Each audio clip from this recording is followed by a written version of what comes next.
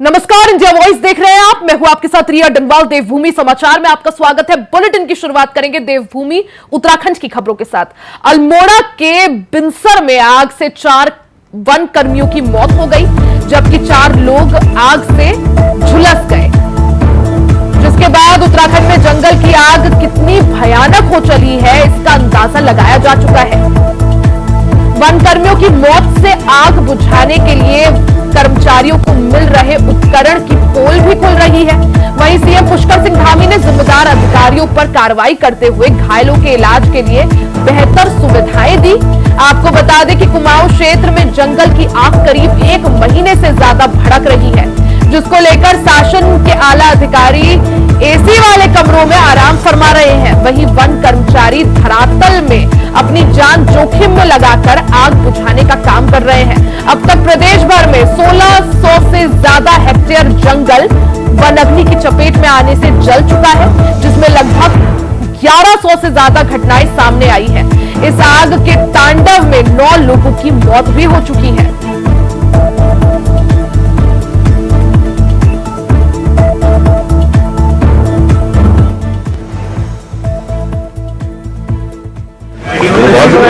घटना घटित हुई है, इसमें 4 वनकर्मी हमारे बीच में नहीं रहे, आपको जाने जा रहे थे और 4 घायल हैं, क्योंकि जो हताहत हुए हैं उनकी मैं भगवान से प्रार्थना करता हूँ कि भगवान उनको अपने श्री चरणों में स्थान दे और उनके परिवार के लोगों को इस दुख को सहन करने की शक्ति प्रदान करे। और जो लोग घायल हैं, जो आग से जले हुए हैं, उनको क्योंकि कल रात हो गई थी, इसलिए सुशीला तिवारी रेफर किया गया। और सुशीला तिवारी में क्योंकि बर्निंग की कोई इतनी हाई कोई इस प्रकार की यूनिट नहीं है, और उनको सफदरजंग दिल्ली एम्स में बात की गई और उससे आदेश किए गए कि उनको जो है जो सबसे अच्छी सुविधा हो सकती है वो सुविधा उनको मिले।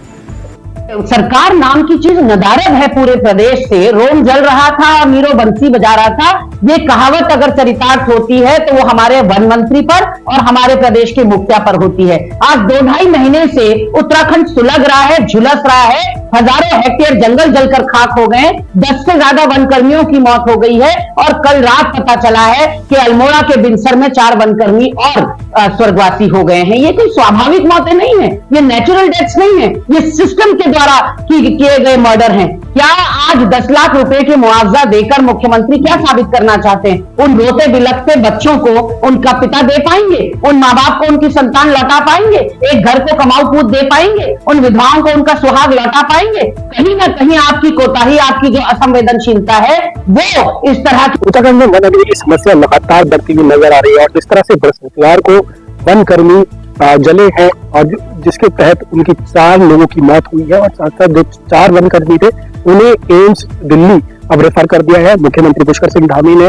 हेली जो एम्बुलेंस है उसके माध्यम से उन्हें दिल्ली एम्स रेफर करके उनका जो बेहतर इलाज है उसके तहत ये फैसला लिया है। और वहीं अगर बात की जाए जो मृतक है उनके लिए 10-10 लाख रुपए का जो मुआवजा है वो सरकार ने दिया है। इसके तहत जो उनके परिजन होंगे उनको 10 लाख रुपए दिए जाएंगे। वहीं अगर वन अग्नि की बात की जाए तो मुख्यमंत्री पुष्कर सिंह धामी इस दौरान सख्त नजर आए। उन्होंने करीब 3 बड़े वरिष्ठ अधिकारियों को निलंबित किया है इस पूरी घटना को लेकर, क्योंकि इसमें 4 लोगों की मौत और साथ साथ जो 4 वन कर्मी थे वो पूरी तरह से झुलस चुके हैं। एक की जो अगर वन कर्मी की बात की जाए अभी भी स्थिति गंभीर है, क्योंकि 90% वो जल चुका है। ऐसे में वन विभाग पर साफ तौर पर जो इंतजाम के साथ साथ कहा जा सकता है कि लापरवाही साफ तौर पर नजर आ रही है, क्योंकि 1.5 महीने से जो कुमाऊं का क्षेत्र है वो जलता हुआ नजर आ रहा है। और उसके बाद अब भारतीय सेना का जो मदद है वो ली गई है। MI-17 की मदद से जो अग्नि वाले क्षेत्र है वहां पर MI की हेलीकॉप्टर के माध्यम से आग बुझाने का कार्य किया जा रहा है। और इसी के तहत अब देखने वाली बात होगी कि जो फायर सीजन चल रहा है जिसमें 10 लोगों की मौत हो चुकी है, 1600 अधिक से हेक्टेयर से अधिक जो जंगल है वो जलकर राख हो चुका है, 1000 से अधिक जो घटनाएं हैं सामने आ चुकी है। तो ऐसे में अब सरकार नींद से जागेगी, जो प्रशासन है वो सख्ती से कार्य करेगा, ये देखने वाली बात होगी। कैमरामैन शारद के साथ में तुषार गुप्ता, इंडिया वॉइस। वहीं प्रदेश में जंगल की आग के मामले थमने का नाम नहीं ले रहे हैं। अल्मोड़ा के जंगल में लगी आग ने इस कदर कहर बरपाया कि आग बुझाने वालों को बुरी तरह सजा मिली। आग बुझाने गए वन कर्मियों में जहां 4 जंगल की आग में जलने से 4 वन कर्मियों ने दम तोड़ दिया, तो वहीं अन्य 4 बुरी तरह से घायल हो गए। घटना पर प्रियंका गांधी ने एक्स पर पोस्ट कर जंगल की आग बुझाने गए 4 वन कर्मचारियों की मौत पर दुख जताते हुए कहा और लिखा कि साथ ही उन्होंने केंद्र और उत्तराखंड सरकार से जंगल में आग की घटनाओं को रोकने के लिए कदम उठाने और हिमालय को बचाने के लिए सभी के सहयोग से प्रभावी प्रयास करने की अपील भी की।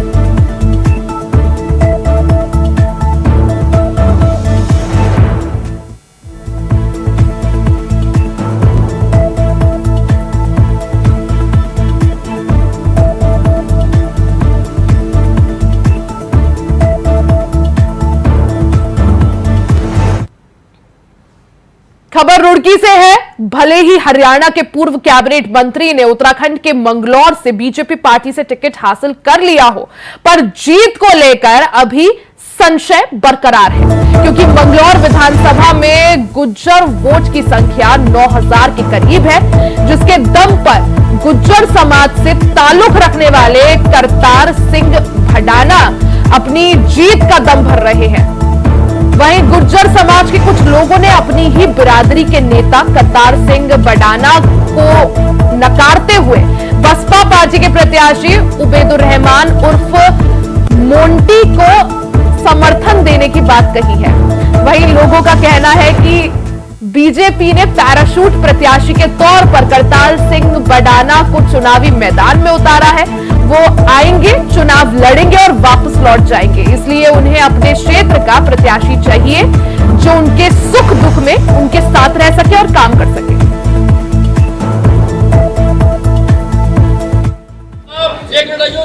हमें स्थानीय अपना नेता चाहिएगा।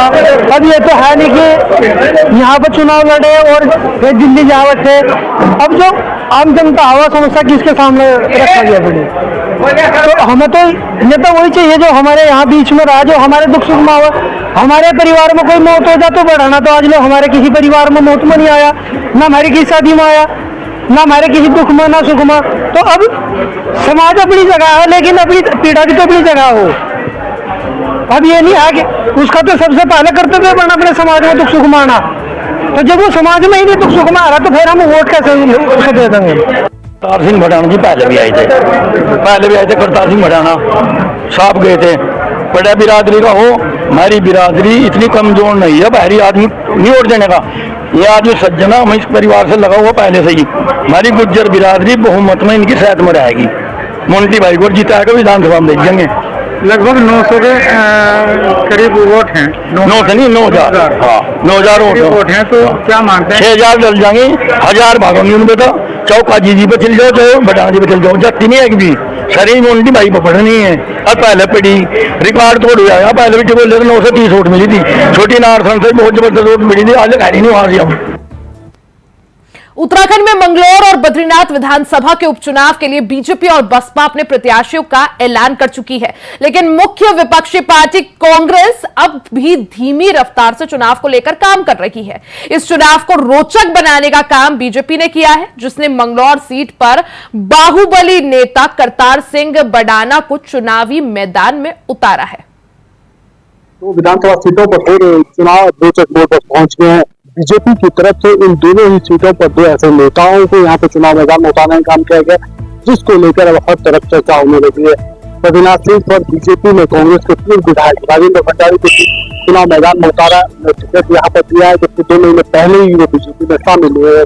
जबकि मंगलौर सीट पर बीजेपी ने करतार सिंह भडाना को यहाँ पर चुनाव मैदान में उतारा, जो कभी हरियाणा में कांग्रेस के प्रत्याशी हुआ करते थे, उत्तर प्रदेश में आरएलडी और बसपा के प्रत्याशी हुआ करते थे। यहाँ पर पहली बार बीजेपी के प्रत्याशी के रूप में चुनाव मैदान में उतरे हैं। ये समझा जा सकता है कि मंगलौर सीट पर जो चुनावी मुकाबला अब त्रिकोणीय बनता हुआ नजर आ रहा है, जबकि बद्रीनाथ सीट पर सीधे मुकाबला बीजेपी और कांग्रेस के बीच में रहने वाला है। लेकिन दिलचस्प इसलिए भी चुनावी रण इसलिए हो रहा है क्योंकि कांग्रेस की तरफ से अभी पर्यवेक्षक नियुक्त किए गए। यहाँ पर पर्यवेक्षक जनता और पार्टी का कार्यकर्ता और उसके बाद प्रत्याशियों के नामों का ऐलान होगा। लेकिन जिस तरीके से इन दोनों ही सीटों पर सियासी सरगर्मियां तेज हुई है, ऐसे में समझा जा सकता है कि आने वाले दिनों में इन दोनों ही सीटों पर सबकी निगाहें टिकी रहेगी। यानी देहरादून से लेकर दिल्ली तक सबकी निगाहें इस सीट पर टिकी हुई है और ये कहा जा सकता है कि चुनावी परिणाम कुछ भी यहाँ पर आ सकते हैं, लेकिन वजह से जिस तरह से सरगर्मियां वो इन दोनों के बीच में धूम नजर आएगी। उत्तराखंड सरकार ने जोशीमठ तहसील और कोशियाकुटोली तहसीलों का नाम बदलकर अब ज्योतिर्मठ और श्री कैची धाम कर दिया है। प्रदेश सरकार के इस फैसले के बाद कैबिनेट मंत्री सौरभ बहुगुणा ने प्रदेश सरकार को और प्रदेश सरकार के साथ साथ मुख्यमंत्री पुष्कर सिंह धामी को उनके इस फैसले के लिए बधाई दी है। मंत्री जी को बधाई देता हूं, उनका धन्यवाद भी करता हूं कि जन भावनाओं का ध्यान रखते हुए, अपनी संस्कृति का ध्यान रखते हुए उन्होंने दोनों जोशीमठ और कैची धाम का नाम जो है वो परिवर्तन किया है। और उत्तराखंड की जनता की मांग भी थी ये कि ये होना चाहिए, तो जन भावनाओं को देखते हुए उन्होंने ये काम कदम लिया है, उसके लिए मैं उनको बधाई देता हूं। खबर देहरादून से है, जहां निर्माणाधीन ग्रीन बिल्डिंग का शहरी विकास मंत्री प्रेमचंद अग्रवाल ने निरीक्षण किया। इस मौके पर स्मार्ट सिटी के साथ कई विभागों के अधिकारी भी मौजूद रहे। शहरी विकास मंत्री प्रेमचंद अग्रवाल ने धीमी गति से चल रहे निर्माण कार्य पर नाराजगी जताते हुए बिल्डिंग के मटेरियल की जांच के लिए सैंपल भी भिजवाए। कैबिनेट मंत्री प्रेमचंद अग्रवाल ने अधिकारियों को निर्देश देते हुए कहा कि निर्माणाधीन बिल्डिंग की लगातार मॉनिटरिंग करते रहे। अधिकारियों को सख्त निर्देश दिए हैं कि ग्रीन बिल्डिंग का निर्माण कार्य निर्धारित लक्ष्य पर और निर्धारित समय पर पूरा होना चाहिए। किसी तरह की कोई लापरवाही बिल्कुल भी बर्दाश्त नहीं की जाएगी। आपको बता दें कि 200 करोड़ रुपए की लागत से बन रही इस बिल्डिंग का निर्माण कार्य नवंबर 2025 में सरकार ने पूरा करने का लक्ष्य रखा है।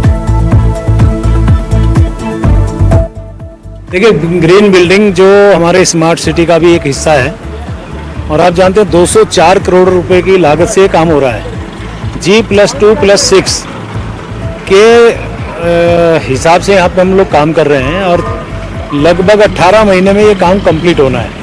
80 विभागों के जो ऑफिसेज हैं वो यहाँ पे शिफ्ट होने हैं, यानी कि एक ही छत के नीचे सभी 80 विभाग यहाँ पे काम करेंगे।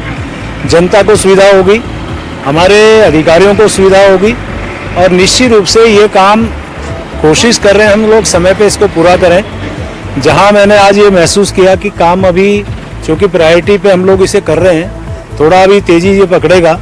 बेसमेंट जो आपके सामने यहाँ बनता हुआ दिखाई दे रहा है, इस पर भी काम हो रहा है। कुछ मैंने यहाँ परसों एक दीवार गिरने की सूचना थी, उसका भी मैंने निरीक्षण किया है और जो मटेरियल ये लोग बना रहे हैं उसको भी मैंने जाँच के लिए यानी उसका टेस्टिंग के लिए मैंने वो मटेरियल अपने पास रखा है। कुल मिला के हम इसकी पूरी मॉनिटरिंग करेंगे और आप जानते हैं स्मार्ट सिटी के जितने काम हैं हम लोग जून 2024 तक जो हमारा कमिटमेंट था उसमें हम पूरा करेंगे। खबर देहरादून से है। उत्तराखंड के सरकारी स्कूलों में छात्र संख्या बढ़ाने को लेकर विभाग के स्तर पर शुरू हुई कई पहलों का सफल परिणाम देखने लगा है।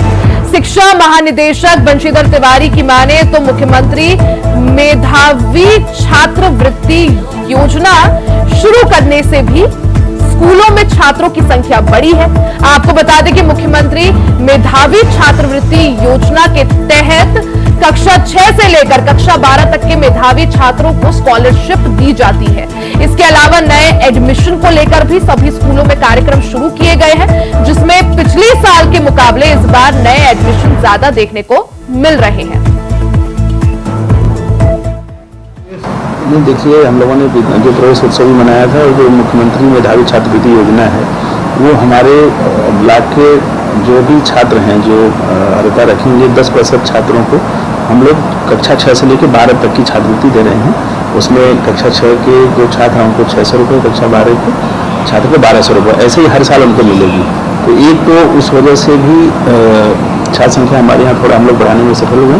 दूसरा, जो मिड डे मील है, मिड डे मील के अतिरिक्त हर बच्चे को 200 ml हम लोग हर सप्ताह में 2 बार फोर्टिफाइड दूध भी दे रहे हैं। निःशुल्क किताबें, निःशुल्क बैग, जूते मोजे, तो जो सुविधा सरकार के स्तर से देनी जानी है वो हम लोग दे रहे हैं। और हम लोगों का पूरा प्रयास है कि जो शिक्षा की गुणवत्ता उसको बढ़ाया जाए ताकि सरकारी विद्यालय में उसके प्रति छात्र आकर्षित। गढ़वाल के नवनिर्वाचित सांसद अनिल बलूनी का उत्तराखंड पहुंचने पर बीजेपी कार्यकर्ताओं ने जोरदार स्वागत किया।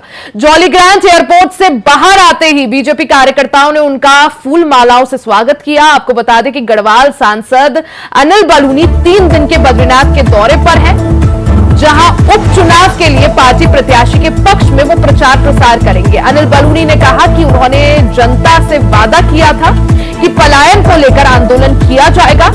पर्यटक स्थलों और धार्मिक स्थलों पर लगातार ट्रैफिक जाम की समस्या देखने को मिल रही है, इसलिए उसके निदान पर भी वो काम जरूर करेंगे।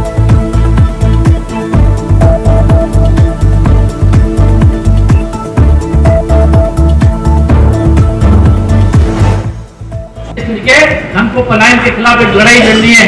मैं आप लोगों से चुनाव से पहले कहा था, मैं आप लोगों से चुनाव से पहले कह के गया था कि इस गढ़वाल लोकसभा में 1 लाख से अधिक वोट बढ़वा के लोगों को वापिस जो हमारा कार्यक्रम था अपना वोट अपने गांव वो करवा के राजनीतिक प्रतिनिधित्व को संभालना है। इस उत्तराखंड में जो हमारे लोगों ने कुर्बानी दी है उस कुर्बानी को खराब नहीं होने देना है और पूरी तरीके से पलायन के खिलाफ जंग छेड़नी है।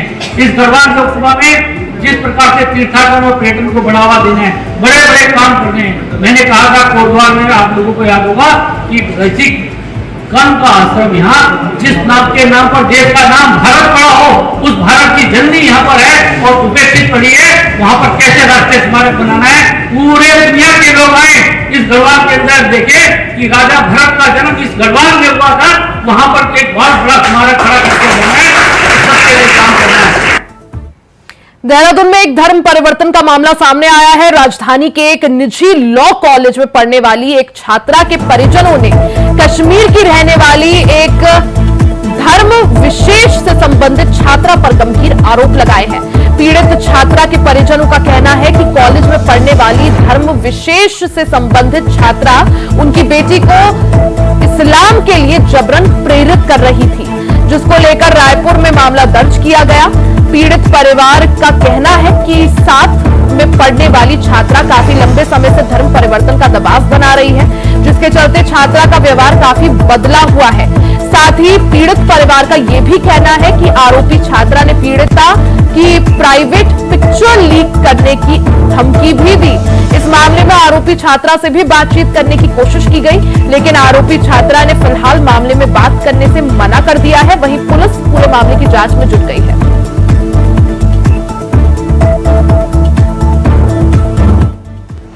मैं शॉक हुई है घटना को देख के। इस तरीके के भी मतलब उत्तराखंड में ऐसा भी हो सकता है, एक शांत वातावरण इस तरीके से कोई लड़की ऐसा कर सकती है जो कि मेरे घर में आ रही है और मैं उसका इतना कर रही हूँ, अपनी बच्ची की तरह मान रही हूँ, मेरे घर में आके तो समझो कि मैं शॉक हूँ उस बात को लेकर। क्या एक्शन चाहती है? मुझे उत्तराखंड पुलिस पे पूरा भरोसा, वो जो भी करेंगे अच्छा करेंगे।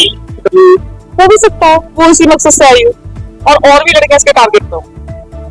मेरी दोस्ती 2022 से थी, उसकी कॉलेज से मेरी फ्रेंड बनी थी। उसके बाद वो मेरे घर आती जाती रही, तो फिर दूर से थी तो मेरी फैमिली को भी थोड़ी सिंपैथी हो गई थी। जम्मू कश्मीर से बच्ची अकेली है, तो फिर उसके बाद में उसने मेरी उस दौरान मुझे नहीं पता चला कब प्राइवेट फोटोज ली थी। उसके बाद में वो मुझे अपने धर्म की बातें बताती रही थी, मेरा धर्म अच्छा है, हमारे धर्म में तो ऐसे होता है कि लोग नशा करते हैं, भोले बाबा का नाम लेके ड्रग्स लेते हैं, इस तरीके से उसने बताया। और हमारे धर्म तो सबसे ज्यादा सर्वश्रेष्ठ धर्म है और मैं तुम्हारा निकाह, तुम्हें कन्वर्ट होना पड़ेगा, उसके लिए मैं तुम्हारा निकाह करवा देती हूँ किसी रसूखदार मुस्लिम फैमिली में, तो और फिर तुम्हें कभी कोई दिक्कत नहीं आएगी, तुम बहुत अच्छे से रहोगे, तुम्हें बहुत इज्जत मिलेगी। हमारे धर्म में जितनी इज्जत औरतों को मिलती है इतनी कहीं पे नहीं मिलती। महिला बच्चों से रिलेटेड होता है तो उसमें तत्काल सिर्फ जानकारी करके कि एड्रेस और जो चीजें दी गई है वो वास्तविक रूप से वहाँ पर है कि नहीं है, उसकी जानकारी उपरांत तत्काल इस पर केस रजिस्टर कर लिया गया। ऐसा भी पूछा कि देखिए सच FIR जो कंटेंट है उसको देखकर और ये कहीं ऐसा तो नहीं लगता कोई गिरोह होगा, लेकिन चूंकि उस पर कुछ चीजें मेंशन की गई है FIR में, उसके बाद ही जब IO इन्वेस्टिगेशन में पीड़िता से जानकारी कर लेंगे विस्तार से, या जिनके नाम मेंशन किया है उसमें कुछ लिखा है किसी का एंगेजर करके कि उनसे संबंध है, ये सारी चीजें इन्वेस्टिगेशन का विषय, वो लिंक्स जब अभी मिलते हैं क्योंकि अभी केस दर्ज हुआ अभी 1 दिन हुआ बाद, उसमें इन्वेस्टिगेशन का विषय जो सारे लिंक्स और सबूत पीड़िता द्वारा दिए जाएंगे या इन्वेस्टिगेशन लाएंगे, उसके आधार पर ही आगे कुछ इसमें कमेंट किया जाना पॉसिबल है। वहीं प्रदेश के पर्वतीय जिलों में आज हल्की बारिश होने की संभावना है। वहीं मैदानी इलाकों में झोंकेदार हवाओं के साथ गर्म हवा परेशान कर सकती है। मैदानी इलाकों में अगले 2 दिन गर्मी से राहत मिलने के आसार नहीं है। वहीं बीते दिन राजधानी देहरादून का ज्यादातर तापमान सामान्य से 7 डिग्री की बढ़ोतरी के साथ 42.4 डिग्री दर्ज किया गया।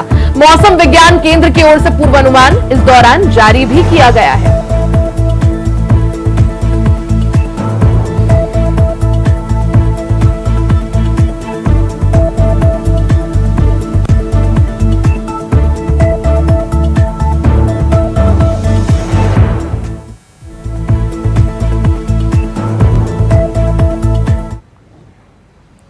वहीं एक तरफ चिलचिलाती गर्मी और दूसरी ओर बढ़ती बिजली की मांग को लेकर आखिरकार ऊर्जा निगम ने शहर के 3 उपकेंद्रों की क्षमता बढ़ाकर उन्हें अपग्रेड कर दिया है। ऊर्जा निगम के अधीक्षण अभियंता नवीन मिश्रा ने बताया कि नगर और ग्रामीण खंड के 3 उपकेंद्रों की क्षमता बढ़ाने का काम पूरा कर लिया गया है।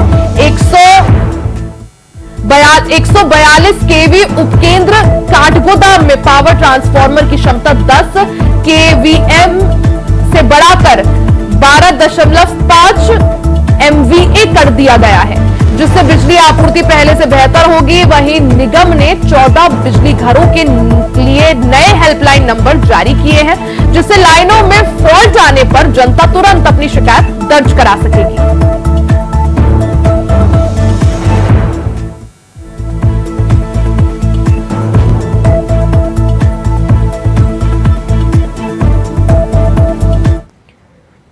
वहीं अगली खबर रानीखेत से है, जहां रानीखेत में स्थानीय प्रशासन ने बाजार में अतिक्रमण हटाओ अभियान चलाया। जॉइंट मजिस्ट्रेट वरुणा अग्रवाल और कैंट सीईओ कुणाल रोहेला, तहसीलदार दीपा आर्या द्वारा कुछ समय के लिए चलाई गई इस मुहिम में कुछ खड़े वाहनों के डिजिटल चालान किए गए। इसके साथ ही कुछ दुकानदारों का सामान और सड़क पर रखे साइन बोर्ड बगैर और कैंट कर्मचारी भर कर ले गए। कुछ दुकानदारों का चालान भी किया गया। इस तरह की मुहिम चलाकर प्रशासन ने लोगों को नियम कानून मानने का मैसेज दिया।